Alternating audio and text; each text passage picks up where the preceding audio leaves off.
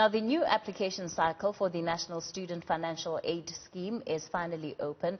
It will run for a period of 4 months, starting from now until the end of November.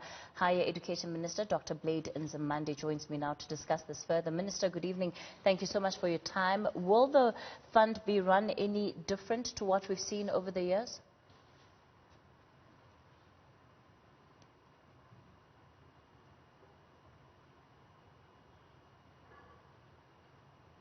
All right, we seem to be having difficulty hearing you, Minister. I don't know if you can unmute yourself.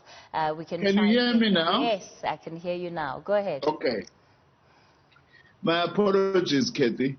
Good evening to you and to your listeners and viewers, and thanks for inviting me. As you are aware, when we issued our statement, we opened the applications for NSFAS this year.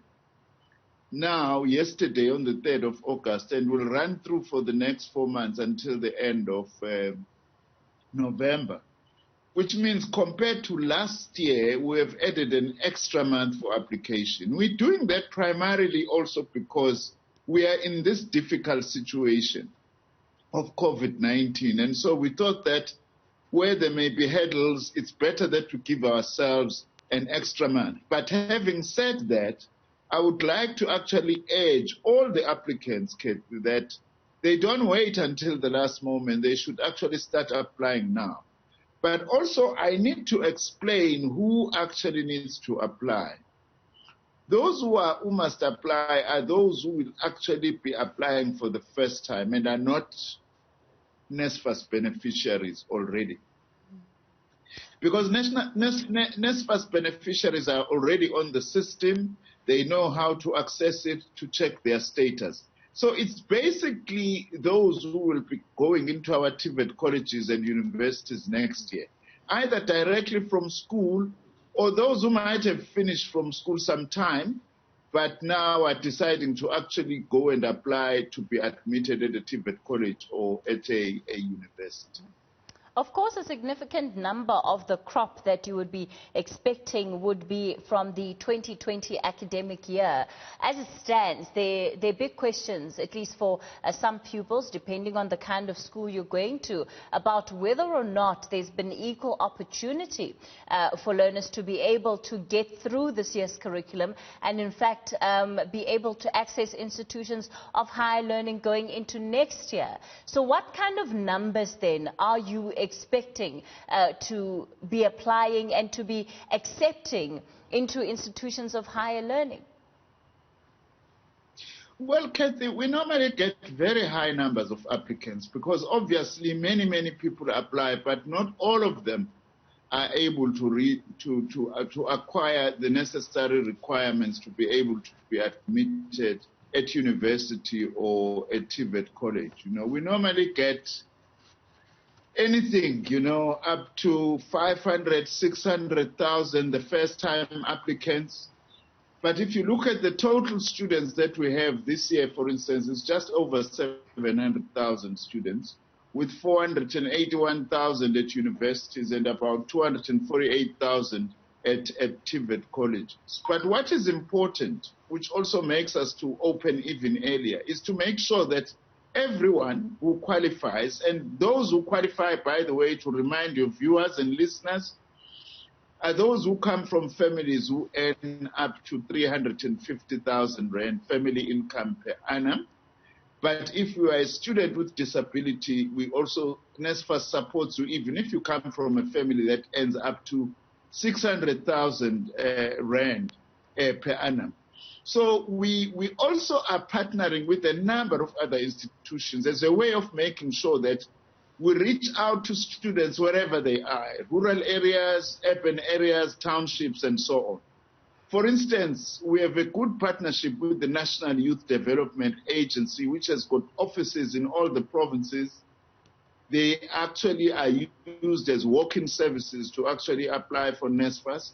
But what is important is that there is a portal on NSFAS which you can access even using your cell phone, which is My NSFAS, that you can access virtually wherever you can be. Of course, if you happen to be in an area that doesn't have connectivity, you may just have to travel to a nearby area where we can be able to connect. But we haven't had really that big a problem on that score, because the research that we have just recently done shows that over 90% of South Africa has either got 3G or 4G connectivity. Also, we do allow students to phone or send, please call me, so that they get phoned back by NSFAS, so that they are actually able to access this. But we've actually added many other qualities on the website this time around of NSFAS, which also allows you just to go through what NSFAS means, what kinds of careers you can actually be able to consider, and all that, as one way of making it easy for everybody to be able to access NSFAS, which is meant for students who are from poor and working class backgrounds, as part of this government's commitment to say the family from which you come from must not be a determinant on whether you access post-school education or not. As long as you are capable and you qualify to be admitted, you must actually be admitted without being constrained by the family that you come from. For example, we have got very good relations with the Department of Social Development. I mean, this time around, for instance, we're estimating that of the 700,000 students, 200,000 of them who are in the NSFAS system were actually beneficiaries of the social grants. And we are able to check with the Department of Social Development in order to ensure that indeed those who apply, they do qualify. We also have a partnership with the Department of Basic Education. So, Dr. This Nzimande, time we're even working towards ensuring. Yes. Sorry to interject there. We're just quickly running out of time. One of the things that we know now is that the school calendar, and as far as the matric results are concerned, are going to be coming out later than they would ordinarily have. This is obviously going to have implications for those learners who want to access institutions of higher learning. What is the kind of planning that you are putting in place right now to be able to accommodate for what may unfold in the next coming months, and especially going into next year? Kathy, we are working very closely with the Department of Basic Education now in managing the impact, the negative impact of COVID on schooling and the academic year. Ourselves, as I have announced before, we are unlikely to finish the academic year in 2020. In fact, we may actually even be finishing the academic year for some students even around April next year.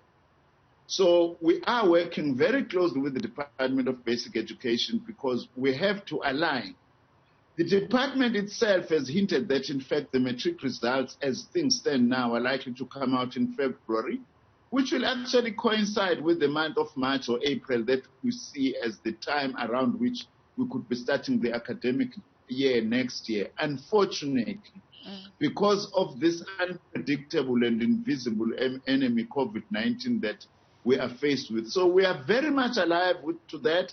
Our officials from both departments are working very closely so that we try and ensure that despite these difficulties, there is a smooth transition as possible between school and university or TVET college.